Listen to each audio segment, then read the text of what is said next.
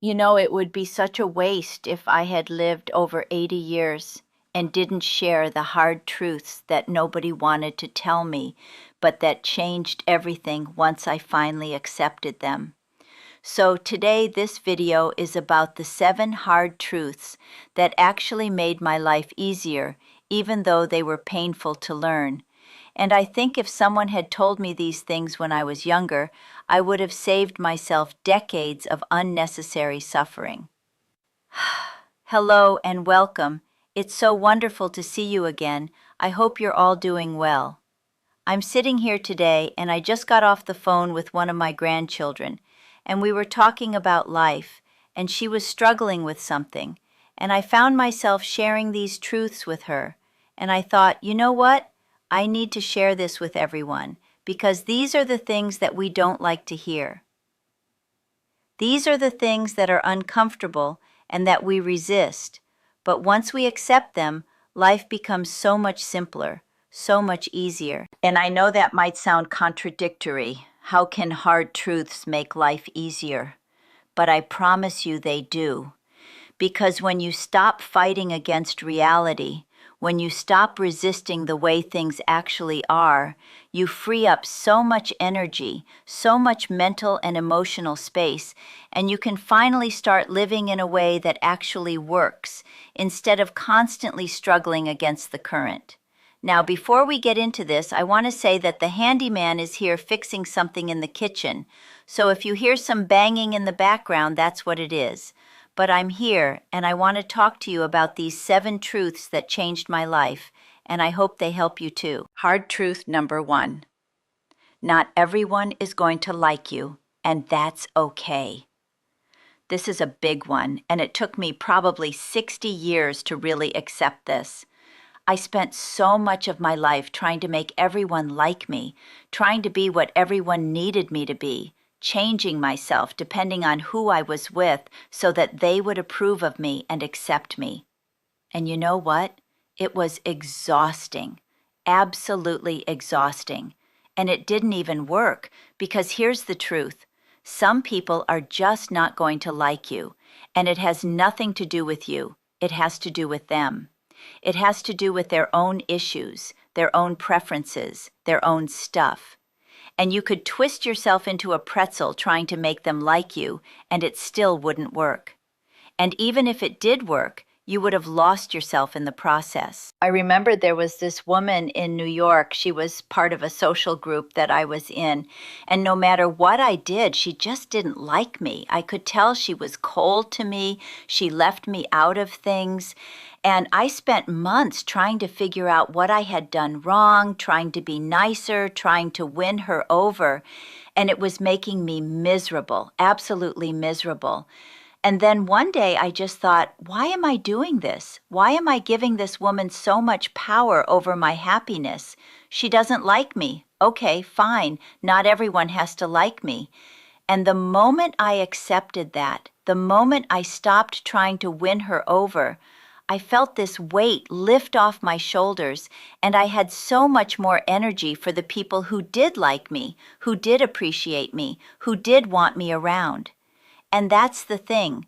When you stop wasting energy trying to make everyone like you, you have more energy for the people who already do like you, for the people who matter, and your life becomes so much easier, so much more peaceful. Hard truth number 2. You cannot change other people. You can only change yourself. Oh, this is a hard one. This is maybe the hardest one, because we all have people in our lives that we wish would change. We wish they would see things differently. We wish they would behave differently. We wish they would treat us better. And we spend so much time and energy trying to change them, trying to convince them, trying to fix them, and it doesn't work. It never works. I spent years trying to change certain people in my life, trying to make them see my point of view, trying to get them to change their behavior, and all it did was frustrate me and damage the relationship. Because people don't like being told they need to change. People resist that, and the more you push, the more they resist. And then I learned this truth. You cannot change other people. The only person you can change is yourself. And when I finally accepted that, when I finally stopped trying to change other people and started focusing on changing my own responses, my own behavior, my own expectations, everything shifted. Because when you change yourself, when you change how you respond to people, they often change how they interact with you. Not always, but often. And even if they don't, you're not sitting there frustrated and resentful, because you're not expecting them to be different than they are. You're accepting them as they are, and then making decisions about how you want to engage with them based on that reality. I had a family member who was always critical, always negative, and I spent years trying to get them to be more positive, trying to get them to stop criticizing me, and it never worked. And I was always upset after spending time with them, always hurt, always frustrated. And then I accepted, okay, this person is critical. This is who they are. I cannot change them. But I can change how much time I spend with them. I can change how I respond to the criticism. I can change my expectations. And when I did that, when I stopped expecting them to change and just accepted who they were and made my choices based on that reality, my life became so much easier. I wasn't constantly disappointed. I wasn't constantly hurt because I wasn't expecting something different. Hard truth number 3. Life is not fair, and waiting for fairness will make you miserable. We are taught from childhood that life should be fair, that if we work hard, we'll succeed, that if we're good people, good things will happen to us, that if we do the right thing, we'll be rewarded. And that is just not how life works. Life is not fair. Bad things happen to good people. Good things happen to bad people. Hard work doesn't always lead to success. Doing the right thing doesn't always lead to reward. And I know that's hard to accept. I know it is, because we want life to be fair. We want there to be justice. We want to believe that the universe keeps score. But it doesn't. And if you sit around waiting for life to be fair, waiting for people to get what they deserve, waiting for your good deeds to be rewarded, you will be waiting forever, and you will be miserable. I have seen so many good people suffer, so many hard-working people struggle, so many kind people get taken advantage of. And I have also seen people who don't work hard succeed, people who are not kind have easy lives. And for a long time that made me angry. It made me feel like, why should I even try? Why should I be good if life is just random, if there's no fairness? But then I realized fairness is not the point. The point is not to be good because you'll be rewarded. The point is to be good because that's who you are, because you want to live according to your values, regardless of whether you get rewarded for it. And the point is not to expect life to be fair, but to play the hand you're dealt the best way you can. When Arthur got sick, that wasn't fair. He was a good man. He didn't deserve to suffer. But sitting around being angry about the unfairness of it didn't help him, and it didn't help me. What helped was accepting the reality and figuring out how to deal with it, how to make the best of it, how to find meaning and love and connection even in the midst of unfairness. And when I accepted that life is not fair, I stopped wasting energy being angry about it. I stopped comparing my life to other people's lives.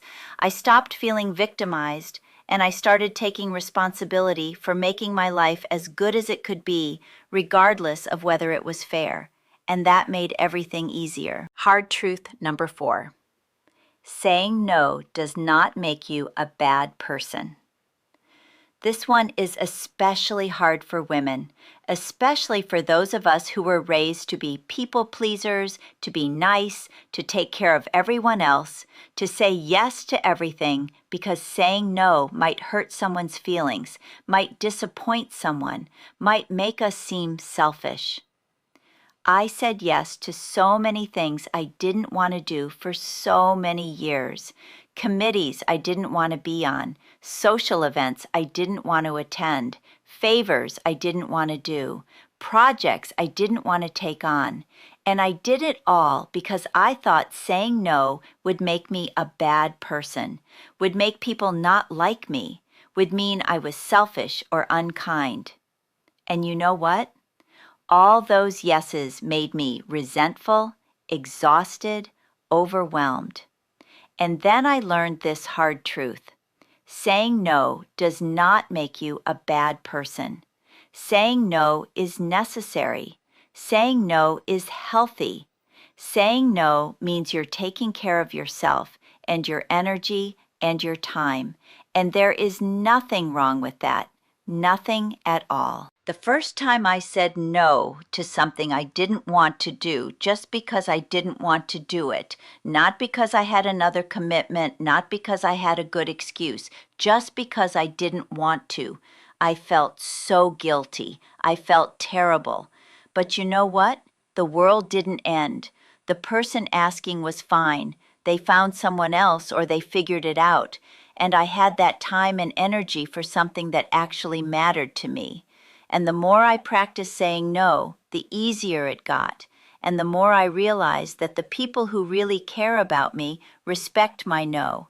They don't try to guilt me or manipulate me or make me feel bad. They just accept it and move on. And the people who do try to make me feel bad about saying no, those are people who are showing me that they don't really respect me. They just want what they want from me. Saying no is a complete sentence.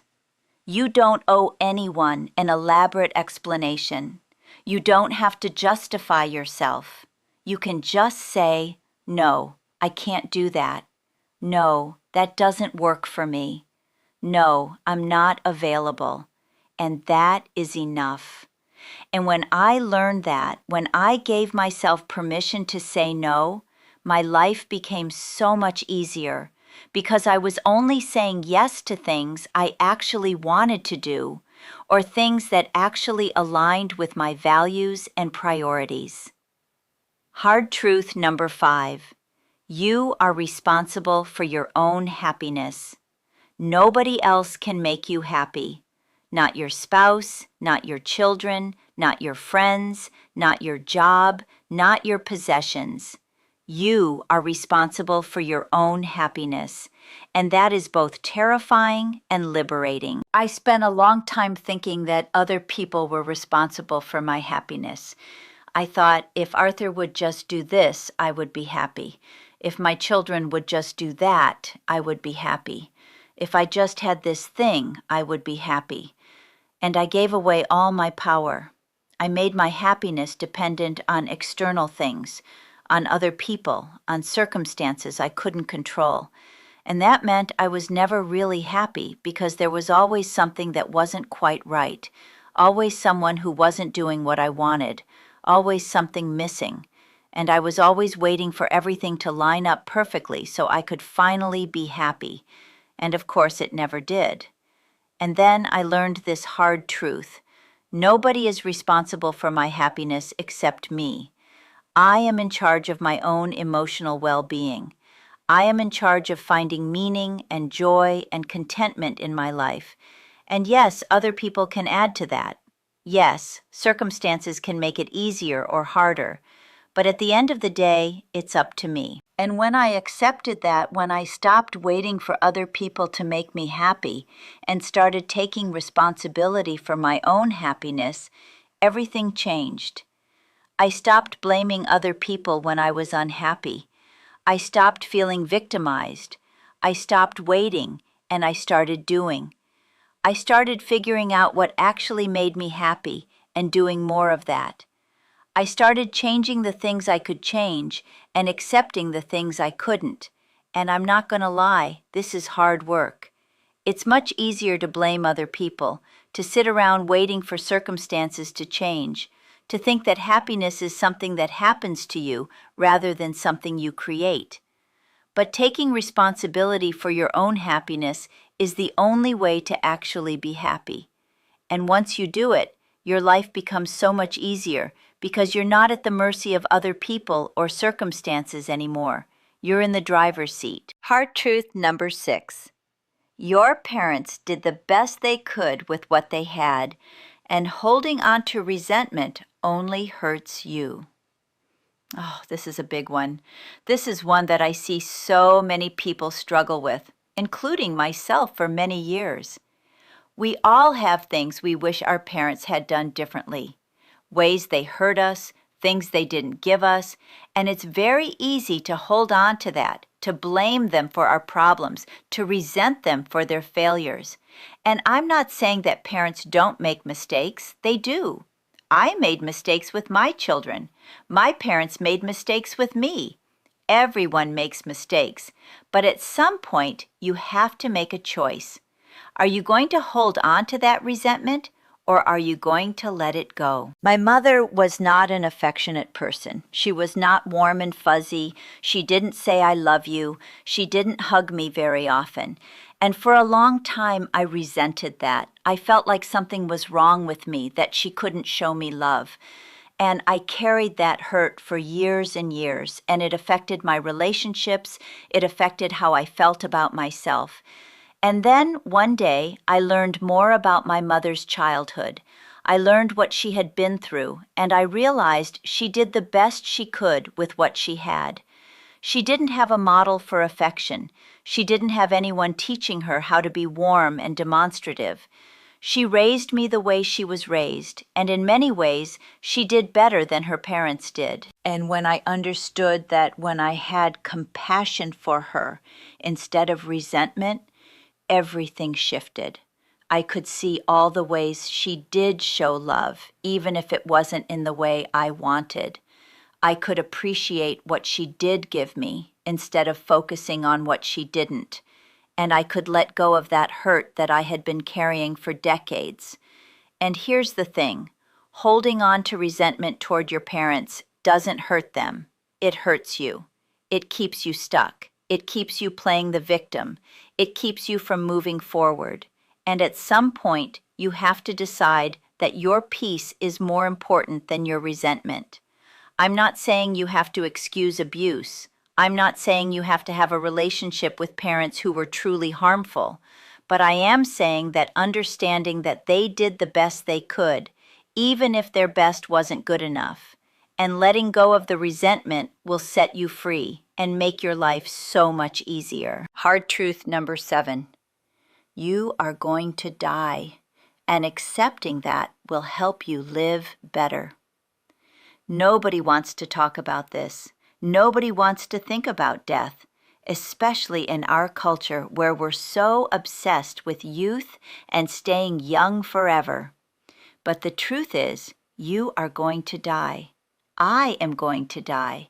Everyone we love is going to die, and we don't know when. And for a long time, I was afraid of that. I didn't want to think about it. I pushed it away. I pretended like I had all the time in the world. And you know what that meant? I wasted a lot of time. I put things off. I didn't tell people I loved them. I didn't do the things I really wanted to do because I thought I had forever. And then, as I got older and I started losing people, I started to understand that time is limited, that we don't have forever, and that accepting death doesn't make you morbid, it makes you alive. It makes you appreciate the time you have. It makes you prioritize the things that actually matter. When Arthur died, it was devastating, absolutely devastating. But it also taught me this truth in a way I couldn't ignore anymore. I don't have forever. I don't know how much time I have left, and I need to live accordingly. I need to tell people I love them. I need to do the things that matter to me. I need to let go of the small stuff and the grudges and the things that don't really matter. And accepting my own mortality has made my life so much richer, so much fuller, because I'm not wasting time anymore. I'm not putting things off. I'm not waiting for someday. I'm living now. I'm loving now. I'm doing what matters now. And that is a gift. That is truly a gift. When you accept that your time is limited, you stop sweating the small stuff. You stop caring what people think. You stop holding on to resentment. You start being braver. You start being more authentic. You start living according to your values instead of just coasting along. And your life becomes easier because you're focused on what actually matters. How these truths work together. Now, here's the beautiful thing about these 7 hard truths. They all work together. They all support each other.